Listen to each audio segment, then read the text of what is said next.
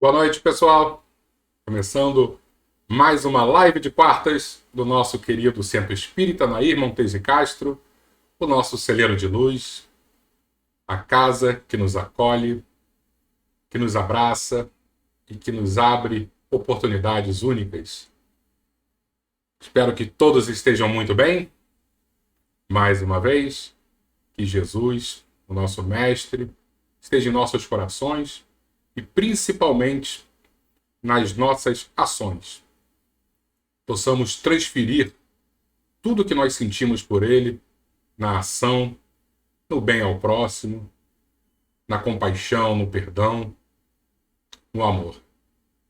Vou dar aquela olhadinha de sempre para ver quem já está aqui conosco. Silvia, minha querida amiga Silvia, boa noite. Albertinho, meu irmão Albertinho. Como é que você está, Alberto? Tudo bem? Sérgio, tudo bom, Sérgio? Vou te perdoar se você estiver assistindo o jogo junto da live, tá? Cláudia, tudo bom, Cláudia? Lorraine, tudo bom, minha querida Lorraine? Como é que estão as crianças, a família, os cachorrinhos? Sônia, tudo bom, Sônia? Boa noite. E o pessoal está chegando. Já temos um bom número de participantes aqui da live. Acho que já podemos iniciar. Tudo bom, Eliane? Muito boa noite para você também. E assim as pessoas vão chegando e a gente vai iniciando o nosso bate-papo. Beber uma aguinha aqui. E o nosso tema de hoje é não vim destruir a lei. Às vezes a gente fica um pouco assim sem entender direito, né? Que tema é esse? Qual o objetivo da gente trazer para uma live de quartas um assunto que às vezes parece tão distante das nossas vidas, né? Mas tem realmente um objetivo muito claro. Ainda estamos em setembro, né? E setembro, como todos sabem, é o nosso Setembro Amarelo, o mês de conscientização contra o suicídio, né? Para a gente se acolher, para todo mundo dar a mão para todo mundo, porque unidos somos muito mais fortes. E falar sobre não vir destruir a lei é apresentar um pouquinho uma personalidade de Jesus que muitas das vezes a gente não sabe, a gente desconhece. Então eu peguei esse tópico para a gente trazer em cima de alguns conhecimentos históricos, né? Voltar um pouquinho no tempo e debater, conversar sobre a missão de Jesus aqui na Terra. Vou dar mais uma olhadinha aqui. E aí a gente vai começar. Então, quem me conhece sabe que eu gosto muito de voltar no tempo e a gente falar um pouquinho sobre história, para dar aquela contextualizada, né? Que muitas das vezes a gente ouve alguma coisa ou lê no Evangelho e podemos ficar um pouco perdidos, porque existe um contexto histórico e que é muito importante. Então eu gosto de fazer esse retorno, né, a milênios e milênios atrás, para justamente nos abastecer de conhecimento, para facilitar a nossa compreensão. Então vamos voltar. A gente não vai voltar muito, não. Se a gente voltasse muito, a gente ia voltar em Adão e Eva. Então eu não vou querer voltar tanto assim. A gente vai voltar mais ou menos na época de Abraão, tá? 2.000 anos antes de Cristo. Então nós temos aí 4.000 anos atrás a nossa história. Lembrando que Abraão, ele vem da origem, né, da linhagem de um dos filhos de Noé. Noé teve vários filhos. Noé, a gente sabe bem a história, né, da Arca de Noé, dos animais e tal. E Noé teve alguns filhos, um deles era Sem. Daí vem essa expressão, essa palavra semita, né? ou antissemita que os nazistas perseguiram, né? Os semitas, então eles eram antissemitas, vem desse filho de Noé, chamado Sem. Então, aqueles que vieram abaixo de Sem são chamados semitas. E Abraão era um desses semitas. Abraão morava numa região chamada Suméria. Muitas das vezes a gente já ouviu falar, a gente não sabe direito. O que eu fiz? Eu já até coloquei, depois vocês podem reparar que o primeiro comentário da nossa live aí foi um link que eu postei da nossa Casa Espírita, que é uma série que nós desenvolvemos sobre a história do cristianismo. E aí eu acho que vai facilitar bastante depois que terminar a live. Quem quiser, volta, porque está bem explicadinho, tem a porção de figuras, de mapas, e aí facilita a nossa compreensão. Tá? Então depois, quem quiser, se eu não me engano, são os 18 episódios. Esse primeiro, o segundo e o terceiro são muito importantes para o que a gente vai falar hoje aqui. Então, Abraão era da Suméria, né, sul da Mesopotâmia. Mesopotâmia, a gente já ouviu na escola, que é a terra entre dois rios, né, o berço da civilização. Tudo começou ali na Mesopotâmia. A escrita iniciou, a roda foi inventada ali, né, a agricultura praticamente foi inventada também ali, né, a revolução agrícola aconteceu ali, aconteceu também no Rio Nilo. Essa região era muito importante para a gente nesses primórdios civilizacionais. E Abraão vivia numa cidade chamada Ur, e ele teve contato com a divindade, né? Supostamente Deus. A gente não vai dizer que foi Deus, que o espírita não acredita que Deus diretamente vai falar com ninguém. Provavelmente foi algum espírito, ele era médium, e aí acabou se convencionando chamar de Deus. Mas isso não vem ao caso. Deus chegou para ele e falou: ó, Abraão, sai daí, pega teu povo e leva para a terra prometida, que nós vamos iniciar uma nova fase na humanidade. E Abraão reúne lá um grupo grande de pessoas, vai embora desse sul da Mesopotâmia, na Suméria, e segue para Canaã, a terra prometida.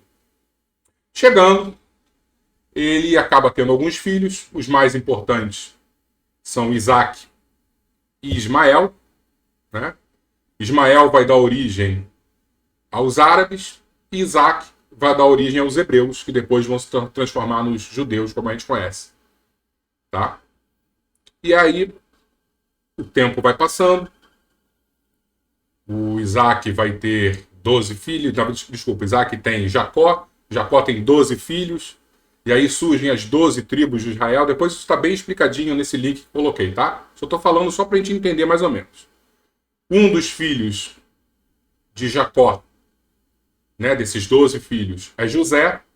José era muito inteligente, não era o primogênito, ele acabou sendo vendido como escravo pelos irmãos que estavam com muita inveja.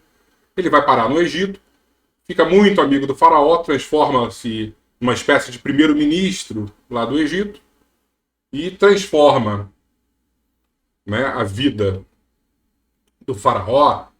Ele era muito inteligente, ele tinha uma ligação mediúnica também, ele fazia interpretação de sonhos. Enfim, o tempo passa, José acaba morrendo, a fama de José vai embora e os faraós começam a escravizar os judeus. Na verdade, a gente vai chamar de hebreu porque eles não eram conhecidos ainda como judeus. O tempo vai passando, aí surge um personagem que todos nós conhecemos muito bem, que é Moisés. Moisés liberta o povo, vai embora do Egito, foge, e fica 40 anos para voltar para Canaã, para a terra prometida, lá que Abraão, no início da nossa história, ele tinha ido. No meio do caminho, ele sobe lá no monte, recebe os 10 mandamentos, e isso é muito importante para o nosso tema de hoje, né? Não destruir a lei, que Jesus disse que ele não veio aqui para destruir a lei. E aí, ele tem agora os 10 mandamentos nas suas tábuas. Só que a história não fica só nisso. Muitas das vezes a gente esquece de que além dessas leis morais que Moisés recebeu de Deus, eu lembro, não sei se vocês já assistiram Pinga Fogo, do Chico Xavier, 1970. na TV Tupi. E aí Emmanuel dá até uma resposta nesse pinga-fogo através do Chico, bem interessante, dizendo que será que esses 10 mandamentos não foram a primeira psicografia na história da humanidade, né? Isso é interessante da gente parar para pensar. E junto desses 10 mandamentos, Moisés também ele faz leis que são leis civis. E essas leis civis são muito baseadas, muito próximas às leis que existiam lá no sul da Mesopotâmia também, naquela área da Suméria, um pouquinho mais para cima na Babilônia, com o rei Hammurabi. Não sei se vocês já ouviram falar no Código de Hammurabi, né, a lei de Talião, onde Talião não é o nome de ninguém, Talião é retaliação. Se você roubar uma ovelha, aí na lei diz que a pessoa que foi roubada ela pode ir roubar uma ovelha de você. Se você furar o olho de alguém, cegar alguém, essa pessoa pode te cegar também. Por isso que também é conhecida como olho por olho, dente por dente. E Moisés baseou muito das leis civis dele em cima desse Código de Hammurabi. Então, a gente já começa a perceber que existem 2 tipos de leis. Os 10 mandamentos, as leis morais e as leis civis. Aí, ao mesmo tempo, a gente já começa a perceber que Jesus tinha compromisso com o quê? Com as leis morais, e não com as leis civis, que eram muito brutas, necessárias para a época, mas que Jesus, com certeza, não iria compactuar com isso. E aí começa realmente a nossa história. Porque o tempo vai passando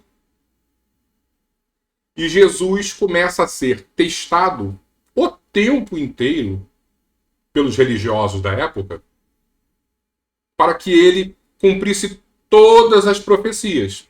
E nas profecias diziam que o Messias, o escolhido, o enviado de Deus, iria respeitar as leis. Mas será que a profecia era específica em relação a qual lei ele ia respeitar? Com certeza não. Mas era muito fácil acontecer essa confusão. Porque chegou o momento que os religiosos não tinham mais distinção entre lei moral e lei civil. Era como se fosse tudo a mesma coisa. Queria só fazer uma pausa também, porque acho que vai ser importante para o nosso entendimento a gente falar sobre... Isso está no 2º episódio dessa série que eu postei aqui nos comentários, que é uma influência da Grécia em relação à construção do cristianismo também. Lembrando que o livro A Caminho da Luz, Emmanuel diz o seguinte, que antes mesmo de Jesus encarnar, havia um grande planejamento do mundo espiritual para que fosse um sucesso a missão de Cristo na Terra.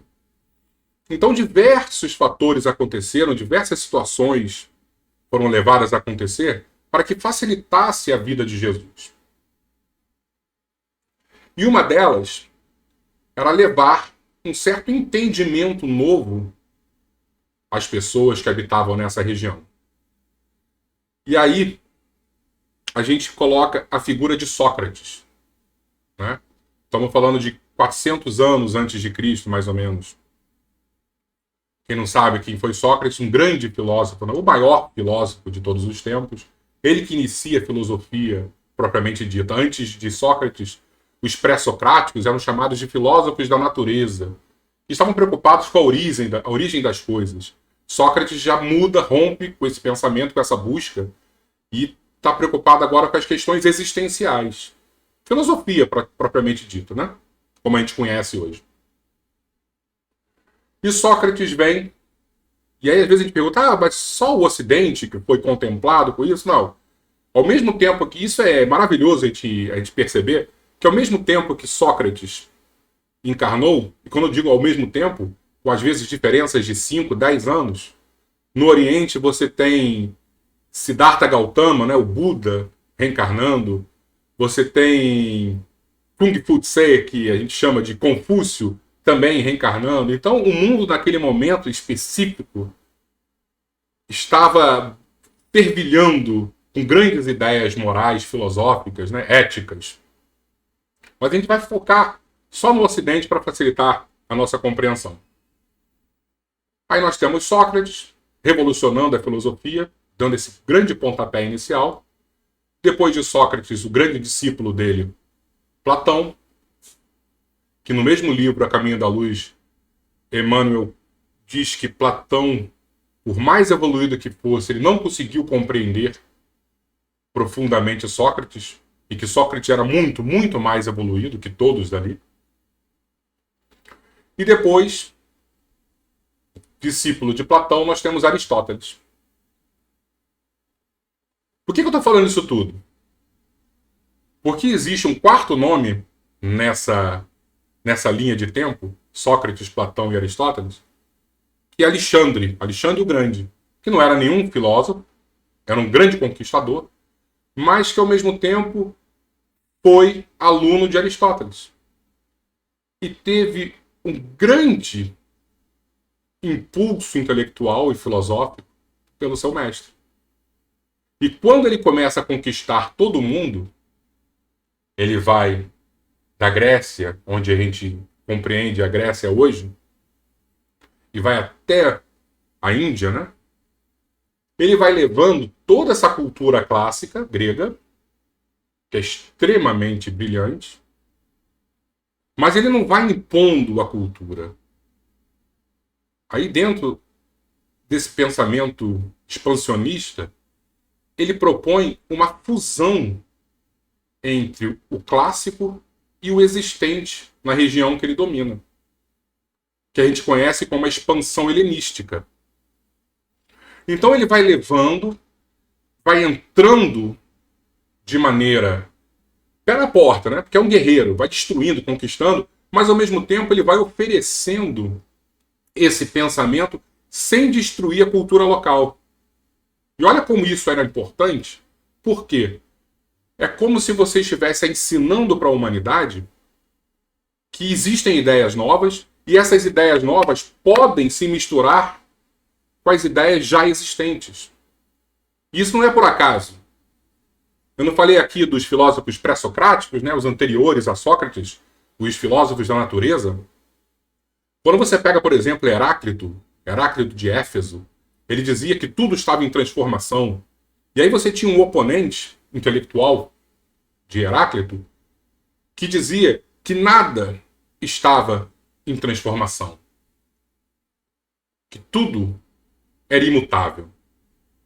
Então você tem Heráclito, você tem Parmênides, que fazem essa oposição filosófica, e de repente, no somatório dessas duas ideias, surgem linhas de pensamento que revolucionaram o mundo, através de Platão, por exemplo. Aí você tem uma tese, que seria a ideia de Heráclito, por exemplo, a antítese, que é a antitese de Parmênides, que era completamente oposta, e Platão surgia com a síntese. Então, quando Aristóteles recebe esses ensinamentos de Platão e passa para Alexandre o Grande, ele está falando assim, meu filho, olha só, você vai conquistar? Vai. Mas leva essa fusão de ideias, porque vai ser muito importante para o aparecimento do cristianismo. Por que eu falo isso? Porque quando Jesus surge, naquele contexto específico, religioso daquela época, ele não pegou um grupo completamente fechado. Porque quando a gente liga a televisão e vai assistir, por exemplo, um filme de Jesus, de 2000 anos atrás, a gente lembra muito dos fariseus, que eram intransigentes, não aceitavam Jesus, estavam o tempo inteiro testando ele. Mas não podemos esquecer que existiam os essênios, que era uma outra escola de pensamento religioso, influenciada por essa fusão helenística proposta por Alexandre. Então, você tem os essênios, você tem os saduceus, que também eram muito mais abertos às ideias novas. Estão entendendo como é que existiu um movimento espiritual para ajudar na construção, no surgimento do cristianismo? E aí, eu vou exemplificar isso na seguinte maneira. Vou contar uma história de Jesus que todo mundo conhece, mas que vai corroborar um pouquinho isso que a gente está falando. Quando Jesus estava lá sentado na praia, conversando com seus discípulos, e um grupo chega com a adúltera e apresenta para Jesus, ó, essa mulher foi pega em adultério, o que a gente faz? Esse grupo não chegou querendo saber simplesmente a opinião do Cristo. Eles queriam testar Jesus. Por quê? Porque se Jesus falasse, perdoa, ame, ele estaria sendo contra as leis civis propostas por Moisés. Porque estava na lei civil, olha só, se pega em adultério a mulher, ela tem que ser apedrejada. Então, estou entendendo que Jesus fala assim, eu não vim destruir a lei? Porque o tempo inteiro estavam propondo para ele algumas coisas para que ele se posicionasse e falasse, ó, esse cara está destruindo a lei. Esse cara não está seguindo as leis de Moisés. E se Jesus mandasse apedrejar, conforme a lei exigia, fazer, ó, você não é o bonzão, você não é o filho de Deus, aquele que ama. Então colocavam Jesus o tempo inteiro numa situação que qualquer resposta dele, ele cairia em descrédito. E aí Jesus, como estava anos-luz à frente de todos nós, o que ele disse? Atire a primeira pedra, aquele que estiver sem pecado. Ele não se posiciona, não diz faz o A ou faz o B. Ele fala assim, ó, e aí, vocês vão decidir. Mas vocês estão sem pecado? Vocês podem fazer? Ele era muito esperto. E com toda a influência magnética dele, vocês acham que alguém teve coragem de pegar alguma pedra e jogar? Porque sabiam que se fizesse isso, ia se voltar contra ele também. Fala assim, ó, esse cara falou o quê? Que ele não tem pecado? Olha que absurdo. Aí iam surgir os podres da pessoa. E é claro que todo mundo foi embora de fininho, falou, oh, não vou me meter nessa confusão. Deixa isso pra lá. Então vocês estão entendendo, né? Que o tempo inteiro, principalmente os fariseus, que eram o grupo mais fechado, religioso, aqueles que tinham muito medo que as tradições, que a cultura, que a pureza dos judeus se perdesse, eles ficavam o tempo inteiro tentando testar Jesus. Tem uma outra história, uma outra parábola que eu gosto muito de comentar, que também exemplifica bastante essa nossa conversa aqui, que é o bom samaritano. A gente vai voltar um pouquinho também à questão histórica para a gente entender por que os samaritanos eram tão odiados pelos judeus. Deixa eu só dar uma pausa aqui para ver se tem algum... Estamos aqui, está tudo direitinho, que às vezes eu fico falando, falei, será que caiu a conexão? Mas não, está tudo certinho. Os nossos queridos samaritanos, né, era um povo que durante muito tempo fez parte das 12 tribos de Israel, daqueles 12 filhos de Jacó que a gente citou aqui no início. Por isso que eu contei aquela historinha para a gente compreender direitinho o que está acontecendo, tá? Só que chegou um momento na história que essa região, que a gente vai agora começar a chamar de Samaria, foi escravizada por um dos povos lá da Mesopotâmia, os assírios. E os samaritanos, eles se misturaram com os assírios. Tiveram filhos, fizeram uma fusão religiosa. Então, os templos tinham toques pagãos dos assírios. E o pessoal do sul, a gente está falando da turma do norte, que são os samaritanos, o pessoal do sul, da Judéia, que são os judeus, eles tinham pavor que isso acontecesse com eles. Eles foram escravizados pelos babilônicos, também na Mesopotâmia, passaram 70 anos no cativeiro e não se misturaram. Voltaram lá, dentro da cabeça deles, puros, porque não tiveram filhos, não misturaram nada culturalmente, nem religiosamente falando. Então, por isso, eles olhavam os samaritanos como seres inferiores. E aí, voltando para a nossa parábola, já que a gente já entendeu um pouquinho dessa treta entre samaritanos e judeus. Jesus resolve sair de Nazaré, bem ao norte, e ir lá para Jerusalém, bem ao sul. Escolhe o pior caminho para fazer. O melhor caminho seria seguindo o Rio Jordão. Ele define que eles vão passar pelo meio da Samaria, no território inimigo. Eu fico imaginando os apóstolos olhando para, mas Jesus, vamos passar no meio desses caras? Vamos ter fé. Vai dar tudo certo. Logo no início, eles estão com fome, estão com sede, batem na porta de algumas famílias samaritanas. Ninguém dá água, ninguém dá comida, ninguém ajuda, ninguém dá abrigo. E Jesus, vamos continuar. Para você ver como é que o clima estava tenso, João devia ter uns 17 anos nessa época, um menino, um jovem, né? E dentro do evangelho, João era o queridinho de Jesus, aquele garoto do bem, cheio de amor, né? Uma criança, um jovem sem pecado. João chega para Jesus e fala assim, mestre, você quer que eu reze para Deus, para que Deus jogue um raio e pulverize esses samaritanos? Você vê como o pessoal devia estar estressado com fome, com calor, com sede. E aí Jesus, não, calma, que não é assim que as coisas funcionam. Vamos continuando. E aí o tempo passa, os dias se seguem, eles nesse cansaço, né, terrível, chegam em Jerusalém. Ao pisar em Jerusalém, quem aparece para testar Jesus? Né, eu chamo do encosto, né? Que os fariseus eram um grande encosto. Ô Jesus, tudo bom? Eu tenho uma pergunta para fazer. Você pode conversar? Fico imaginando a cara de todo mundo cansado, doido para entrar na cidade, beber aquela água, descansar. E Jesus, claro, você pode fazer uma pergunta. O que eu faço para ser feliz no mundo futuro? Algo do gênero.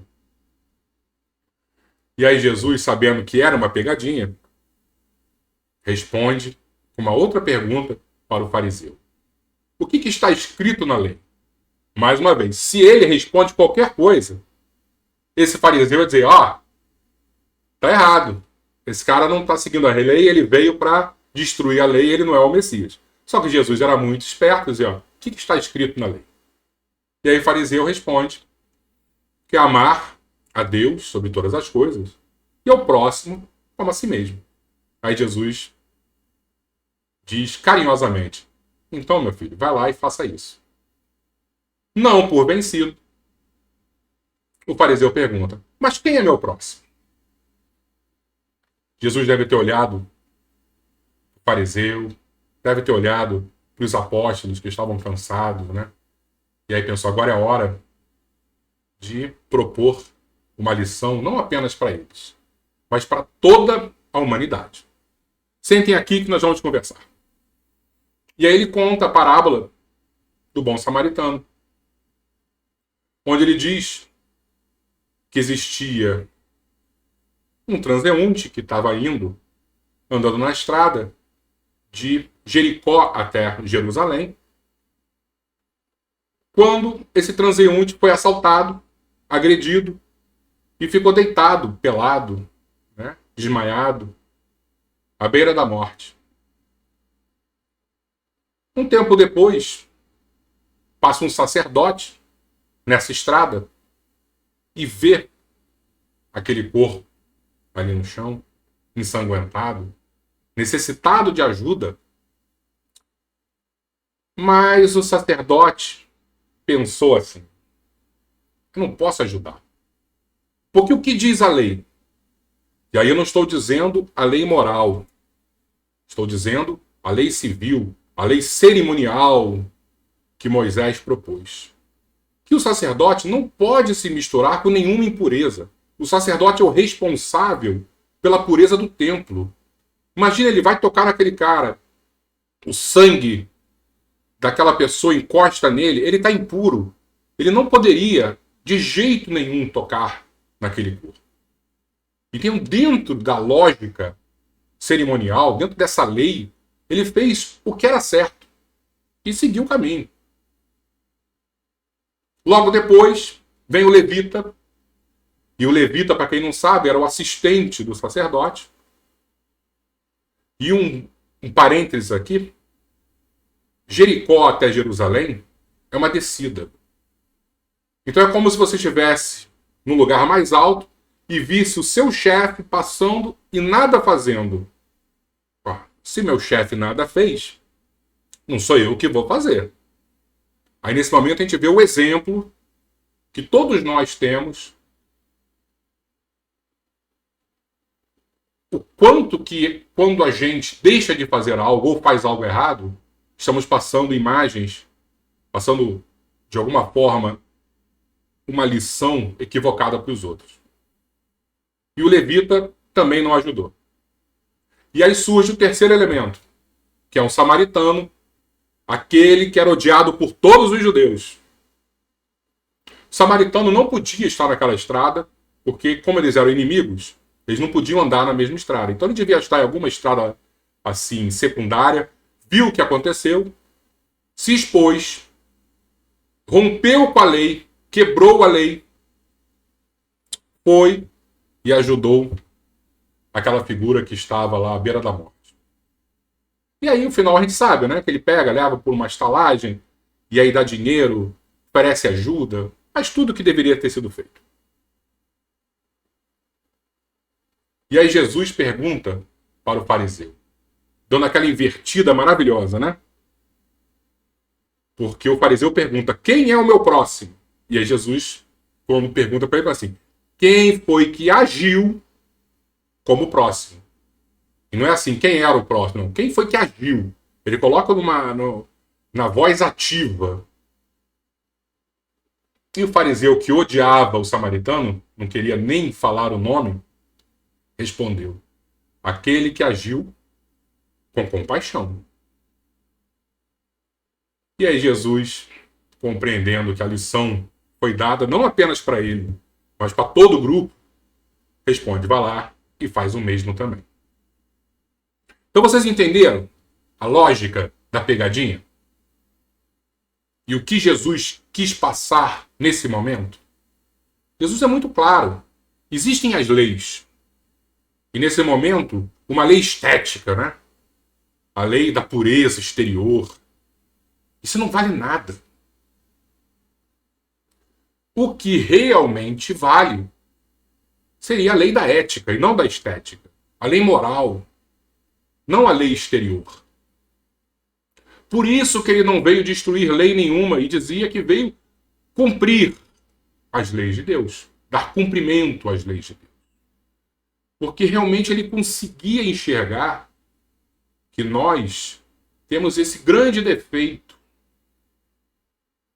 que é valorizar as questões exteriores e não realmente a pureza do coração, da alma. E quando a gente enxerga essa conversa que houve há 2000 anos e que até hoje a gente está discutindo aqui, a gente vê que ainda somos muito pequenos, sem compreender de maneira profunda, na plenitude, a missão de Jesus.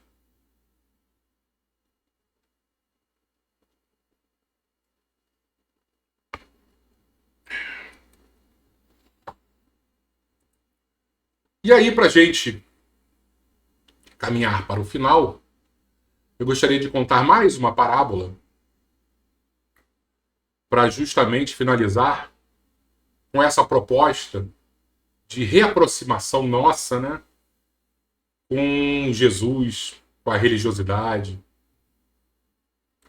É lembrar da parábola do filho pródigo. Porque nesse momento Jesus mais uma vez vem romper com as tradições de Moisés, que foram muito importantes, mas que houve um momento da humanidade, da nossa maioridade, onde Jesus já era capaz de trazer essa nova figura, apresentar essa nova figura. E vocês devem conhecer, melhor do que eu, a passagem, a parábola do filho pródigo, onde existia uma fazenda com o proprietário que tinha 2 filhos, e o mais novo, sempre o mais novo, né? Eu nunca entendi muito bem, mas o caçula geralmente é que dá problema. E o mais novo chega pro pai e fala: pai, me dá minha parte da herança, que eu não aguento mais trabalhar aqui. Estou muito cansado. Eu quero viver a vida. E o pai, sem pestanejar, faz as contas, pega a parte que cabia ao jovem, dá para ele, e ele vai embora. Chegando na cidade onde ele havia escolhido, ele pega a sua fortuna, gasta com farra, com festas, com bebidas, com mulheres, tudo que o jovem gosta, né? E, sem se preocupar com o futuro, ele acaba gastando tudo e, não tendo muitas habilidades, começa a passar fome. E no período de maior desespero da vida dele, ele lembra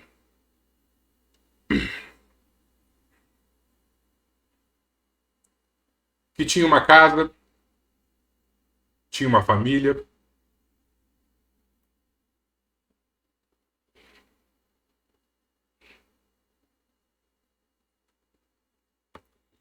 um pai que amava,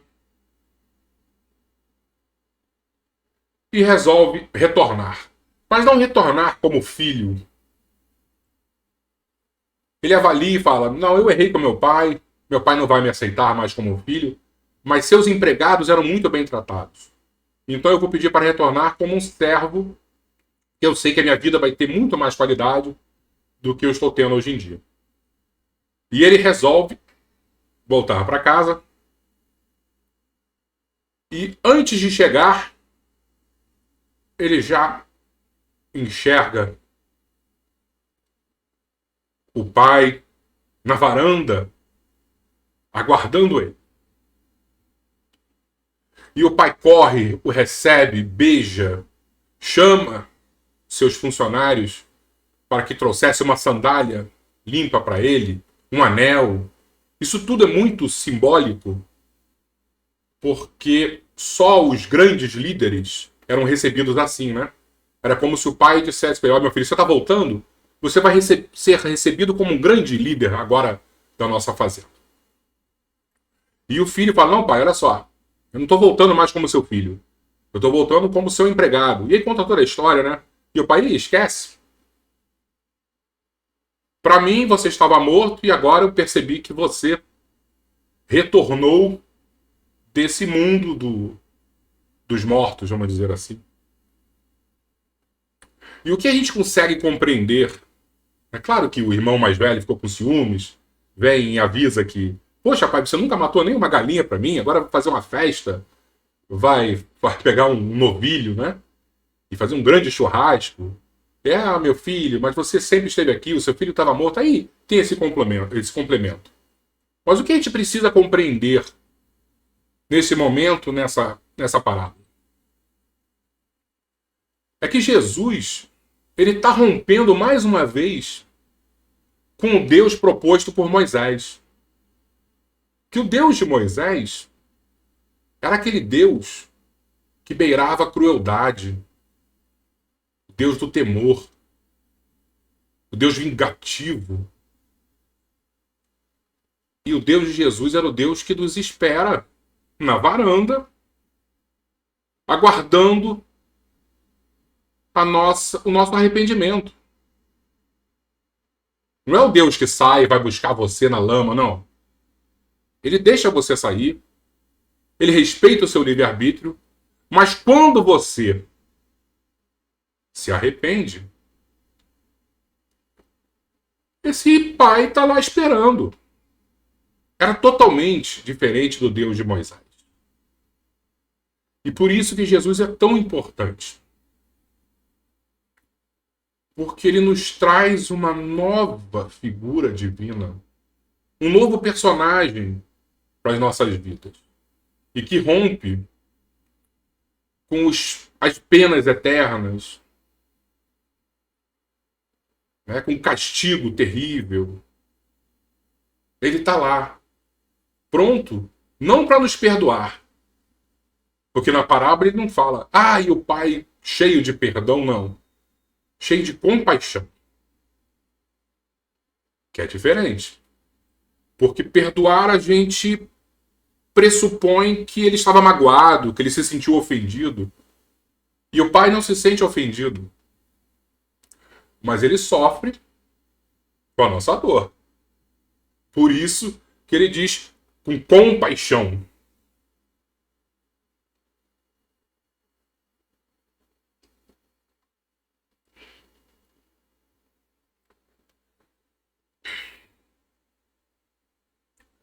E eu acho que é essa a nossa proposta.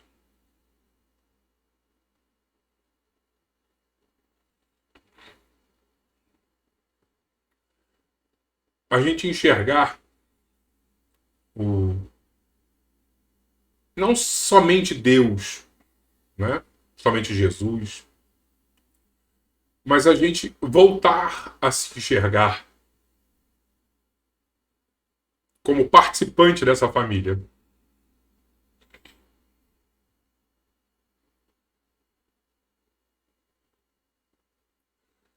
E muitas das vezes a gente se perdeu, a gente errou, né? Ou fizemos como o sacerdote lá da parábola anterior, que passou sem querer se sujar, sem querer botar a mão na massa. Ou pior, muitas vezes nós fomos o agressor, né? Porque a gente esqueceu que existia também no início da parábola alguém que agrediu o transeunte. E muitas vezes somos nós. Em vidas passadas, nessa vida, não importa. Mas o que importa é que basta o arrependimento sincero, e esse pai está esperando por isso, para que a gente retorne. Então a proposta de hoje, pessoal, que a gente já falou demais aqui, é a gente mais uma vez olhar quem nós somos, as nossas dores, os nossos sofrimentos. Às vezes nós estamos lá na parábola do filho pródigo, estamos chafurdando com os porcos, né? Totalmente perdidos. Mas sempre há um momento de transição, de reviravolta da vida, e que a gente retorna para casa.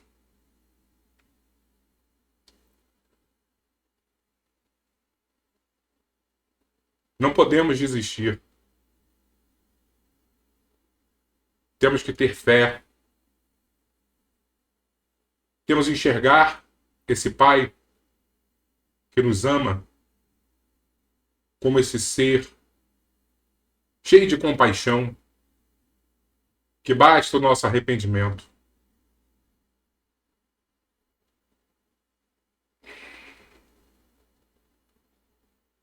Essa é a nossa proposta, pessoal. Deixa eu botar uma água aqui que eu tô precisando dessa pausa.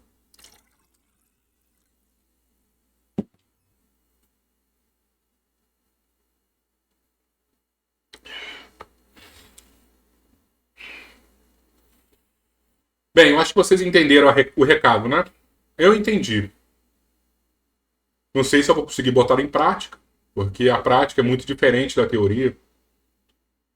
E em nenhum momento eu vou me colocar aqui como ser superior, pronto para fazer tudo o que eu digo aqui.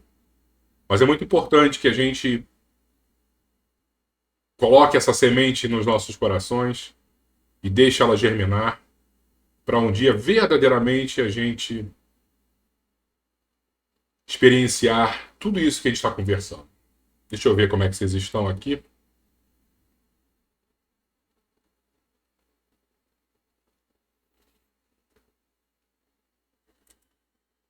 E a nossa proposta agora, para finalizar, que já estamos na reta final, é terminar com uma oração em conjunto. Porque as nossas casas, os nossos lares, eles precisam muito disso. Então, quem quiser dar uma corridinha na cozinha, pegar um copo d'água, colocar aqui para a gente fluidificar.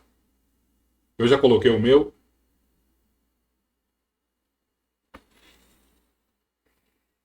E a gente terminar o nosso encontro de hoje.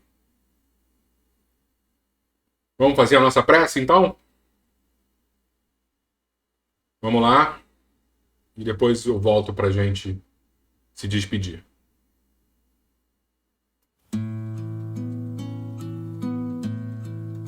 Depois, então, do nosso bate-papo, a nossa conversa,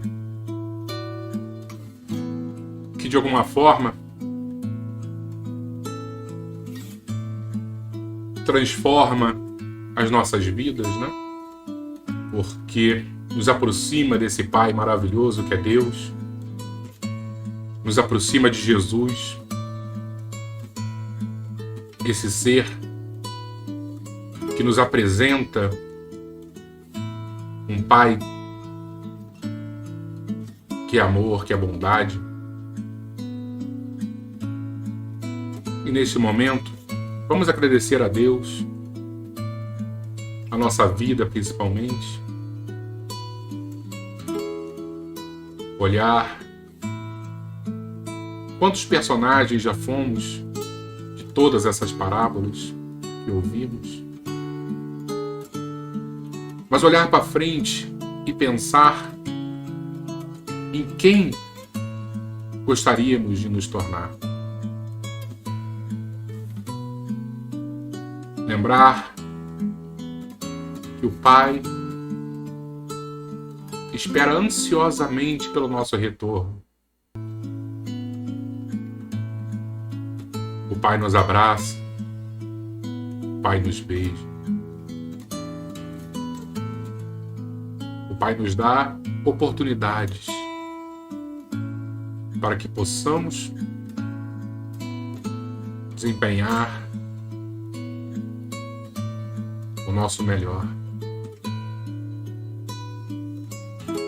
Lembrar que fazemos parte de uma família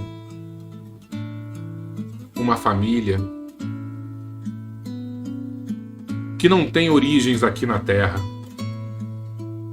uma família espiritual,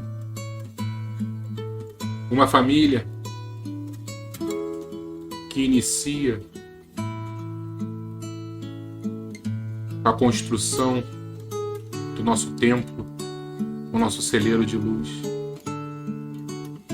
E quando seu Pedro e Dona Nair iniciaram esse projeto, eles com certeza esperavam muito da gente. Como o pai que recebe o filho pródigo com um anel que indica o trabalho responsável. Que possamos, então, sermos úteis em nossas vidas e caminharmos juntos dos nossos tutores espirituais na direção do Mestre. Que Jesus nos abençoe, ilumine e proteja os nossos lares. Assim seja, assim.